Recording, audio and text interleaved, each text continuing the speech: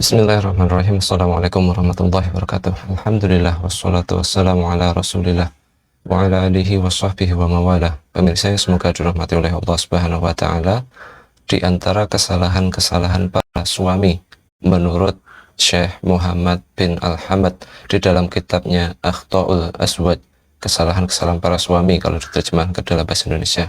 Di antara kesalahan para suami yang nomor pertama yang menyebabkan tidak harmonisnya rumah tangga, yang menyebabkan hilangnya keharmonisan suatu rumah tangga adalah taksiru fi birril walidain ba'da zawaj. Gagalnya atau tidak berbaktinya suami kepada orang tuanya setelah si suami tadi menikah. Suami tidak lagi berbakti kepada orang tua setelah suami tadi menikah. Ini kata beliau. Di antara contoh yang beliau suguhkan adalah seseorang yang sudah menikah kemudian dia lupa kepada kedua orang tuanya, tidak berbakti lagi kepada orang tuanya, sikapnya berubah, dia lalai dari memenuhi hak orang tua, tidak lagi menghormati sebagaimana orang tua dihormati. Ini yang menyebabkan suatu rumah tangga menjadi tidak harmonis, tidak bahagia.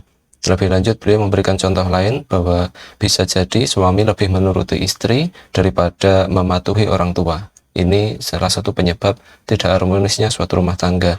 Barangkali suami menghina orang tuanya sendiri demi menyenangkan hati sang istri.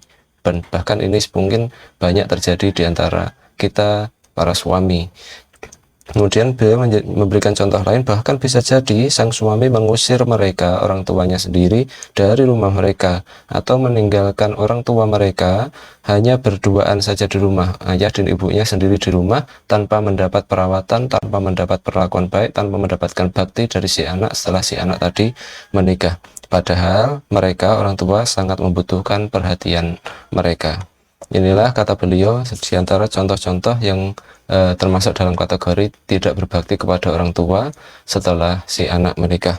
Kata beliau, wala raiba an hadza sani'a uququl liwalidain. Perbuatan-perbuatan seperti ini tadi, tidak menghormati, meninggalkan orang tua sendirian di rumah padahal dalam kondisi membutuhkan perawatan dari anaknya, tidak ada saudara lain yang tinggal di situ, kemudian menjelekkan orang tua, menghina orang tua demi menyenangkan hati istri. Ini kata beliau, la raiba an hadza sani'a uququl walidain. Ini adalah salah satu bentuk durhaka kepada kedua orang tua. Wa yakhsha 'ala murtakibihi min uqubatil ajilati allati tuqaddaru sawwahu wa tughanasu 'alaihi 'aishuhu. Hal ini bisa menyebabkan di seseorang pelakunya diberikan hukuman yang disegerakan hukumannya di dunia, sehingga kemudian menyebabkan seseorang tadi, pelakunya tadi, suami yang berbuat seperti itu tadi, kemudian mendapat menghilangkan ketentraman, menghilangkan ketenangan di dalam hidupnya. Ini hendaknya menjadi perhatian kita sama-sama, bahwa ternyata kita tidak berbakti kepada orang tua kita setelah kita menikah, itu bisa menyebabkan rumah tangga kita tidak lagi bahagia, tidak lagi harmonis, hilang ketentraman, hilang ketenangan di dalam keluarga kita. Kemudian di sini beliau memberikan contoh, kemudian beliau berkata, intakrahu li ghairihim sayakunu min babil aula famadha yurja min syahsyan yatanakaru la aqrabin nas ilaihi wa aulahum bibirrihi wa atfihi.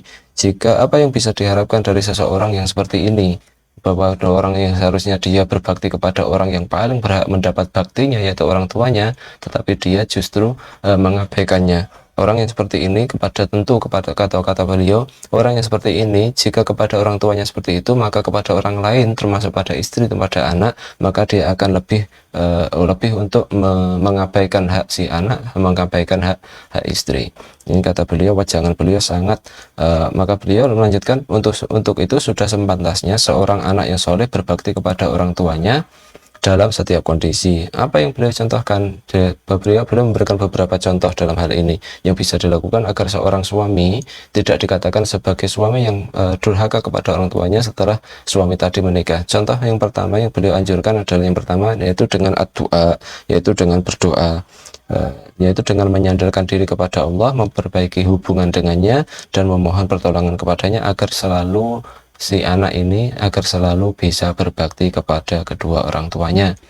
Ini pertama, berdoa. Kemudian contoh yang kedua yang beliau sarankan adalah mengantisipasi segala sikap, menghindari potensi-potensi tindak tanduk kita, dari aktivitas kita, dari kebijakan-kebijakan kita yang bisa menimbulkan kesan di benak orang tua kita bahwa kita sudah mengabaikan, sudah melupakan orang tua kita, bahwa menghindari potensi-potensi perbuatan apa saja, kebijakan-kebijakan yang kita buat di rumah tangga agar tidak menimbulkan potensi, persepsi, anggapan di benak orang tua kita bahwa kita sudah berubah, kita tidak lagi berbakti kepadanya, kita tidak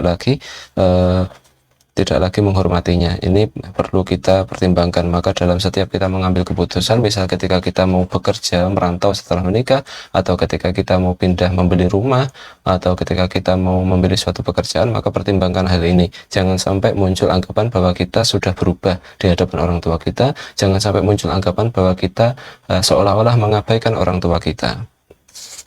Ini penting, karena hal itu karena seorang ibu biasanya lebih perasa daripada seorang ayah. Maka ketika kita memilih pekerjaan kemudian ditempatkan di suatu tempat yang terjauh dari orang tua, maka hal ini bisa menimbulkan potensi bagi ibu kita untuk menganggap kita sudah berubah, sudah meninggalkan kita. Contoh lain yang beliau sarankan agar kita tidak termasuk orang tua anak yang durhaka kepada orang tua kita adalah ziyadatul birri liwalidain, meningkatkan intensitas bakti kita kepada orang tua kita setelah menikah. Ya, memang harusnya demikian. Dulu kita sendirian, ya, maka kemudian setelah kita menikah, kita hendaknya lebih bertakwa, karena tujuan kita menikah adalah agar kita itu lebih bertakwa, gitu. Maka kemudian setelah kita menikah, kita memiliki istri yang solehah, harusnya kita lebih berbakti kepada orang tua kita. Ziyadatul birri liwalidain, kata beliau. Sawa'u kana dzalika matiyan au ma'nawiyan, baik itu dengan secara bakti kita, meningkatkan bakti kita secara materi maupun secara non materi. Dengan seperti contoh yang beliau berikan adalah kalau hadiah, dengan lebih sering memberikan hadiah. Misal kalau kita keluar rumah jajan sama istri, pulang bawakan, bungkuskan makanan untuk orang tua kita, atau syukur orang tua kita juga diajak bersama istri kita, bersama anak-anak kita. Jangan kemudian kita pergi sendiri makan enak sama istri kita, kemudian pulang hanya memberikan cerita. Toh mending kalau cuma cerita, kita upload fotonya ke orang lain, kita di media sosial, kemudian orang mengetahuinya. Sedangkan orang tua kita di rumah tidak kita bungkuskan apa-apa. Naudzubillah, jangan seperti ini. Kita berikan hadiah kepada orang tua kita. Kemudian ziarah, kemudian kita juga tingkatkan ziarah, kunjungan kita kepada orang tua kita. Ini jika rumah kita terpisah dari orang tua kita. Hal seperti ini, maka kita harus meningkatkan intensitas kunjungan kita, ziarah kita kepada orang tua kita. Wal ittisalu mustamir, kemudian kita juga harus meningkatkan komunikasi kita. Kita harus meningkatkan komunikasi kita dengan telepon, dengan video call, harus lebih sering. Jangan hingga kemudian kita sibuk bekerja, sibuk mengurusi istri dan anak kita, itu jangan sampai kemudian melupakan komunikasi dengan orang tua. Kemudian idharul mawaddah, memperlihatkan cinta kita kepada orang tua kita, meningkatkan cinta kita kepada orang tua kita, menunjukkan, menampakkan cinta kita kepada orang tua kita. Kemudian contoh yang selanjutnya yang beliau berikan adalah iba'at al-walidain kudro mastati'an muskilat zaujatihi, sebisa mungkin menjauhkan orang tua dari problematika rumah tangga kita. Sebisa mungkin jangan memberitahukan masalah yang ada di rumah tangga kita kepada orang tua kita. Mengapa? Karena orang tua kita bisa semakin bersedih, orang tua kita akan ikut bersedih, kepikiran, bingung, resah jika mereka mengetahui anak mereka di rumah kita, di rumah tangga kita ternyata ada masalah. Karena hal itu bisa membuat mereka kepikiran, membuat mereka tidak enak makan, membuat mereka tidak enak tidur, membuat mereka kepikiran terus, sehingga hal ini bisa menyebabkan orang tua kita bersedih. Kalau orang tua kita bersedih karena kita, maka bisa jadi itu adalah jalan bagi Allah untuk menimpakan hukuman, mengurangi keberkahan dalam keluarga kita. Ini, maka kalau telepon, komunikasi dengan orang tua, sampaikan kabar yang baik-baik. Masalah kita pendam, jangan kita sampaikan ke mereka. Ini. Namun Beliau juga memberi catatan, namun bila kondisi menuntut keterlibatan orang tua, di mana anak ingin meminta pendapat orang tua dan mereka si orang tua memiliki pandangan yang bijak. Dalam hal ini apabila orang tua itu seorang orang tua yang soleh, orang tua yang memiliki ilmu, dan kemudian si anak mengetahui bahwa si anak memiliki masalah, maka si anak boleh meminta pendapat kepada orang tuanya, yang mana orang tuanya adalah orang tua yang berilmu, mengetahui ilmu agama. Tuh. Maka dalam hal ini tidak masalah melibatkan mereka, karena orang tua kita adalah orang tua yang berilmu. Ini kemudian terakhir, contoh yang terakhir yang boleh berikan agar kita tidak termasuk anak yang durhaka adalah al-khirsu ala tawafik bainal walidain wa zaujah. Bersemangat, kita harus bersemangat dalam mengharmoniskan antara istri kita dengan orang tua kita. Ini penting sekali.